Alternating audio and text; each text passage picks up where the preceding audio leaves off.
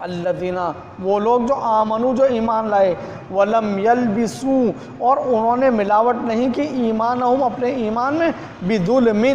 کسی ظلم یعنی شرک کی ملاوٹ نہیں کی، اولئک یہی وہ لوگ ہیں، لہم ان کے لیے الامن انہی کے لیے امن ہے، وہم مہتدون اور یہی ہدایت یافتہ ہیں، یہ ہدایت پر ہیں۔ دیکھیں شرک ہوتا کیا ہے؟ اللہ سبحانہ وتعالیٰ کو بھی مانا جائے اور اس کے ساتھ دوسرے کو بھی مانا جائے۔ شرک یہ نہیں ہے کہ اللہ کو نہیں مانتا صرف بتوں کو مانتا ہے، شرک ہوتا ہی یہ ہے کہ اللہ کو بھی مانے اور دوسروں کو بھی مانے، یعنی اللہ بھی یہ کام کر سکتا ہے اور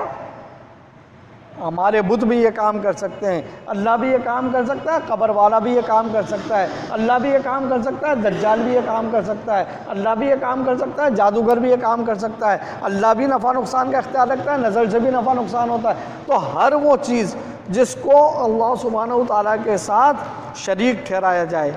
وہ شرک کہلاتی ہے۔ اب جو کام اللہ سبحانہ وتعالیٰ نہیں کر سکتے، نعوذ باللہ ہم کہیں،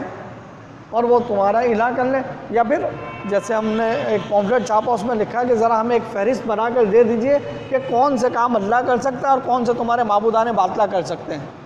تو ہم جو ہے پھر اللہ سے وہ چیزیں مانگ لیں اور تمہارے معبودوں سے وہ چیزیں مانگ لیں، تو ان کے پاس اس کی کوئی دلیل نہیں ہے۔ اب کہتے ہیں کہ جی وہ اجمیر والا وہ تو غریب نواز ہے، غریبوں کو نوازتا ہے، تو کیا نعوذ باللہ اللہ غریبوں کو نہیں دیتا؟ تو اللہ بھی دیتا اور وہ بھی دیتا ہے۔ تو اصل میں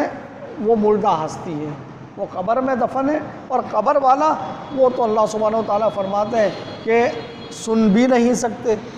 تو جب وہ سن نہیں سکتا تو فریاد رس کیسے بن گیا، وہ فریاد رسی کیسے کرے گا؟ بہرحال تو یہ اللہ سبحانہ وتعالیٰ فرماتے ہیں کہ جو لوگ ایمان لائے اور اپنے ایمان میں ظلم یعنی شرک کی ملاوٹ نہیں کی، امن ان کے لیے اور وہی ہدایت یافتہ ہیں۔ وَتِلْكَ حُجَّتُنَا اور یہ حجت تھی، یہ ہماری طرف سے حجت تھی، آتیناہا جو ہم نے اس کو عطا کیا ابراہیم کو، علی قومہ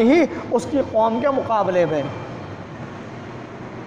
یہ ہماری طرف سے وہ حجت کی باتیں تھیں، یہ حجت تھی جو ہم نے ابراہیم کو دی اس کے قوم کے مقابلے میں کہ ان باتوں سے تم حجت